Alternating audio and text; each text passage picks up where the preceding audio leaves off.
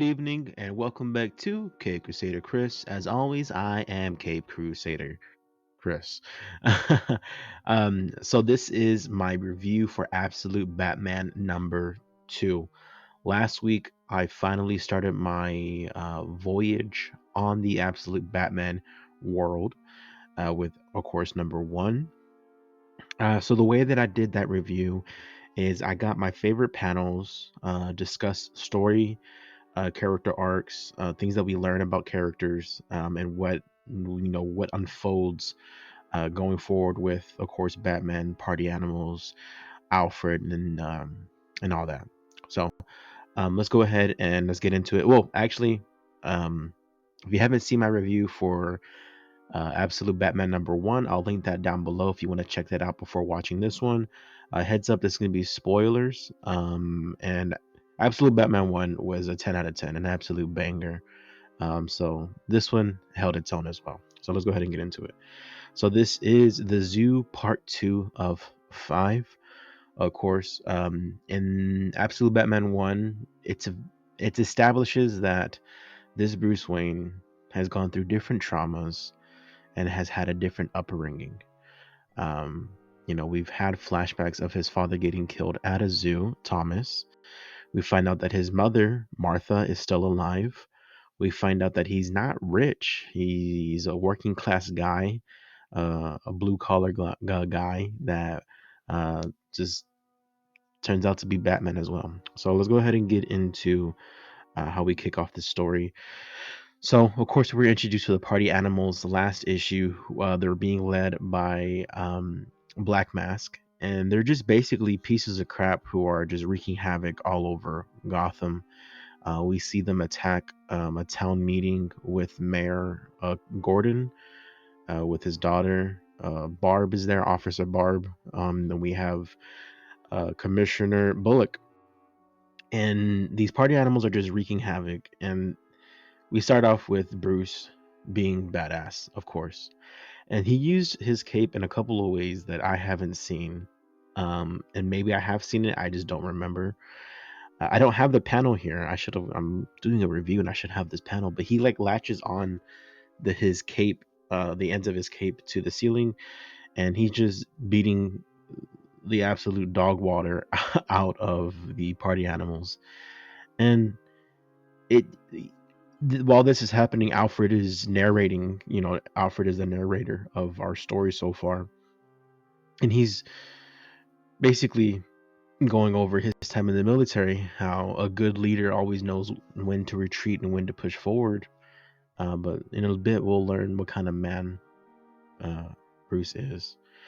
We also learn that he doesn't have one bat cave, he has multiple caves. And he has them shaped in his bat symbol throughout Gotham City. It's very on nose for Batman because everything has to be bat shaped or has a bat symbol, and I absolutely love that we're keeping sort of that campiness in this very dark and gritty take on this character. So, also last issue, we found out that he has locations throughout the city in the high rise and abandoned high rises because he works for the city. He knows which buildings are empty, which ones are not. Um, and we his caves are everywhere. They're just absolutely everywhere. And this issue 2, has I'm only 2 issues in, so you know there's probably some more obvious, not probably, there are much more amazing simplistic panels that we're going to see. But he goes and visits his father's killer, Joe Chill. And we don't know what was exchanged, what words were exchanged. We just know that Alfred is surveying Bruce because he is gathering information for some higher up. We still know who it is. I have a feeling it possibly be Joker because we found out last issue that Joker is like a billionaire. You know, roles are reversed between him and Bruce. So that's very interesting. And Joseph Cho, obviously he's like a newer addition. When I say newer, I mean like decades ago. But I've always been 50-50 on this. Not saying I don't like the character Joe Chill. I like the character and I like that story where, Bruce comes face to face with him and, it's heartbreaking. He sort of takes sympathy on him. Um I've always liked the idea that we don't know who killed Martha and Thomas, or at least in this case, who killed Thomas. We know it is Joseph, but it's like not one particular person killed his parents. The city took his parents from him, but he's going to still protect the city. That's how I always took it. But the Joe Chill story has always been incredible as well. And in this absolute universe is Joe Chill. And to go back to what Alfred was saying, that this Batman doesn't retreat, he just pushes forward. Um, the party animals got a hold of where his location was at one of the height in one of the towers. He blew it up, made a like his bat cow, just basically to send a message that I'm not backing down, and you're not gonna take the city without a fight from me. And that's who Batman is, and that's the core principles of that. What I love about this absolute Batman and what Snyder's doing, because there's this Batman has definitely pushed the limits on what the traditional Batman would be doing. He point blank shot Alfred in the face. Of course, it was non lethal. It was mini batarangs. But in the panel when I saw it, I was in shock because I was like, he shot him in the face. He cut a guy's hand off. He told him where to go get the hand, I guess, reattached if possible. But this Batman is a lot more edgier, and he pushes forward. Like, well, that's what I love about my Batman. He just is. He's resistant. He is the immovable object, and he is the unstoppable force at the exact same time. Uh, we get an update on Mayor Gordon. We see that he served in the U.S. Marine Corps. He has a Marine tattoo on his arm, and he's basically just getting a rundown of what Bullock is going to do. Commissioner Bullock and Barb is there, obviously, with her dad. And Bullock is showing the side that we've seen before, where he is anti-Batman. Um, in the Batman anime series and Cape Crusader. Cape Crusader, he was not a good cop at all. They portrayed him in a really poor. We're not saying it was a bad portrayal. I'm just saying Bullock himself was a bad person in Cape Crusader. And I love Cape Crusader. But Bullock is basically saying we need to go stop Batman because Batman is he is engaging. He's inviting. Excuse me. That's sort of been the point of view of some individuals in GCPD and just citizens throughout Gotham, is that Batman, is he really helping us? Because he's inviting conflicts. And that's what Bullock thinks. He thinks that Batman needs to be taken down as well. And this right here is my favorite interaction in this whole book. And this whole book is just, this issue is just filled with just absolute badassery. But Martha and Gordon have a history together. They've been friends. Gordon says that, talks about Thomas. Martha talks about Thomas herself, says that he misses him, that she wishes that her and Bruce were closer because Bruce is very distant. And that, from this conversation, Martha and Jim, in some ways worked together when they were younger, in their 20s or somewhat, or their 30s, and that they thought they were going to change the world, and they did what they could, but this world is pushed back a lot harder, and that's why there's someone like Batman taking on that charge.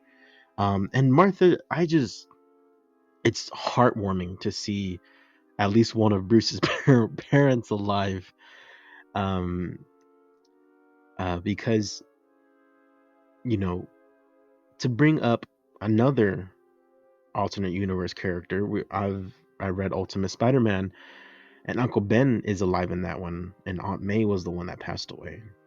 And it changes the dynamic because Uncle Ben, J. Jonah have a relationship with working together.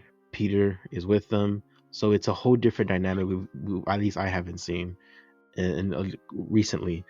And for this one, it's Martha and Jim, and I think that's pretty dope. I will go ahead and move forward.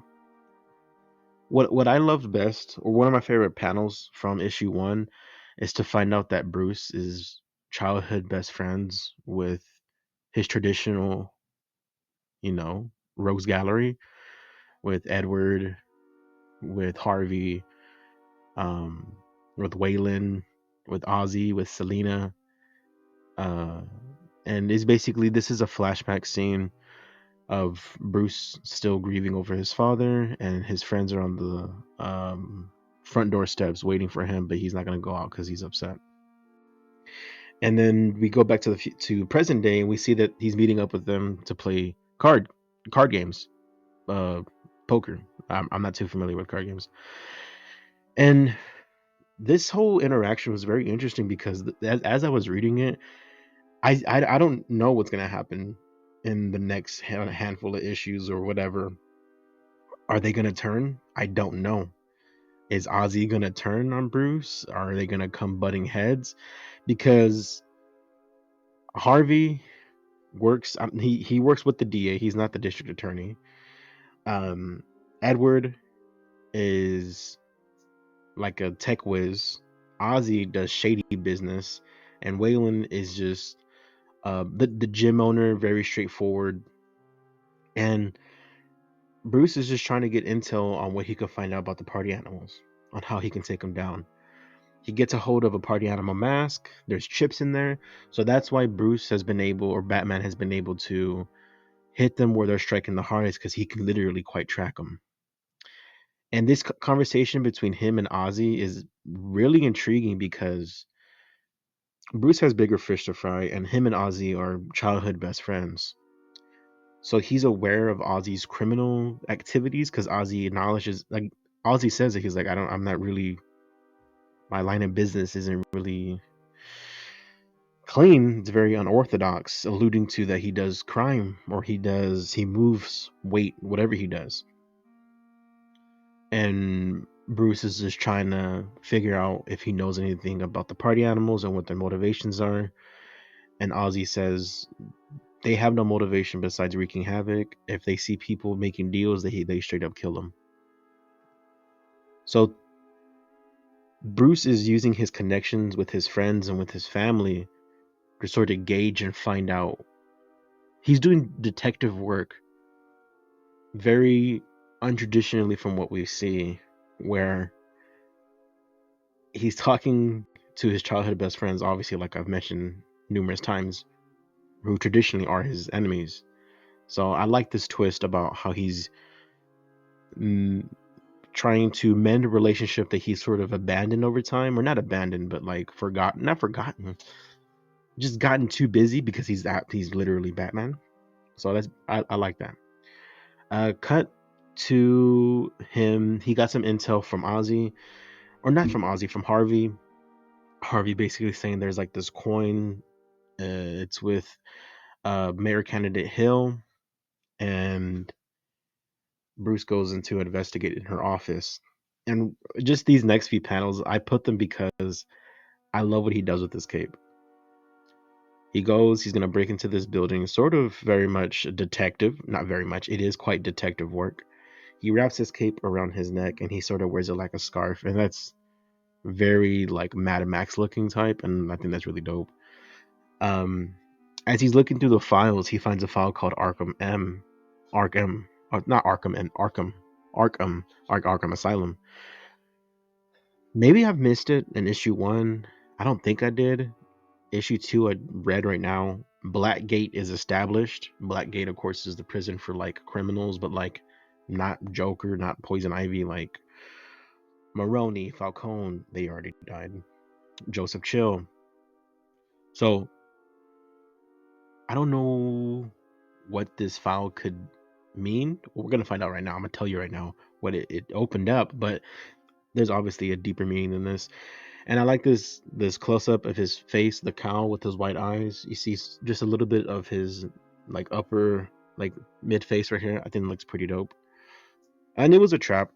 When he opened a file, Black Black Mass was there with his goons, and it was just a trap for him. A couple of things that I'm going to touch on. One, his cape, the way he used it to open the elevator door, I think is pretty badass. I like that. Two, Black Mask is basically offering him a deal. He'll give you a bunch of money, but you need to survive my goons and the cops that I called on you. And of course, at episode 3, issue 3, we're gonna pick up on this and see exactly. And what I think this issue is doing really well, it's establishing that the party animals are pieces of crap and are horrible and are the embodiment of pure evil. There's a reason behind their chaos. We just don't know it yet. Maybe there is a reason. And Alfred is telling Batman or Bruce, work with me. Uh, there's more to the story than you know, and I want to work with you so we can figure it out. He's escaping. In my head, it looks like he jumped into an elevator, but it turns out it is his Batmobile. And I think this next panel is top 3 most badass panels I've seen in the 2 issues so far, and that is his Batmobile. Very reminiscent of the Dark Knight Returns, the tank, massive tank, badass. Alfred's in there freaking out. I love that. And the story issue 2 ends with him as a flashback when he was a kid grieving for his father. Selina shows up in his bedroom, says, "Come with me," and yeah, sort of our introduction to Selina. I still don't know when she's gonna pop up present day, but we shall see. And yeah, that is issue 2 of Absolute Batman. Like I mentioned in my last video, I'm not gonna give scores. I'm just gonna give sort of like a vibe. I loved it. I liked it. It was good. I didn't. It was okay. I didn't mess with it. Those are sort of the Cape Crusader Chris rankings, and this is gonna be. I absolutely enjoyed it. I really, really liked this one. I loved issue 1 a little more because of the shock value of not knowing the established of this character. But issue 2 is right there on its tail because it's obviously building on that lore. It's laying down the groundwork of where this story is going to take us. And like I mentioned, it's called the Zoo Part 2 out of 5. So we're going to see, what else happened the day that his father was murdered in front of him. So yeah, that's my review for Absolute Batman number 2, an absolute banger. I'm going to be reading issue 3 this week, and I will continue to be doing my reviews on this channel, guys. So if you're still watching, I appreciate you sticking along, listening to my review. And I'm gonna go ahead and do it. As always, guys, please like, share, comment, and subscribe. As always, guys, I'm Crusader Chris. I'll catch y'all next time. Peace.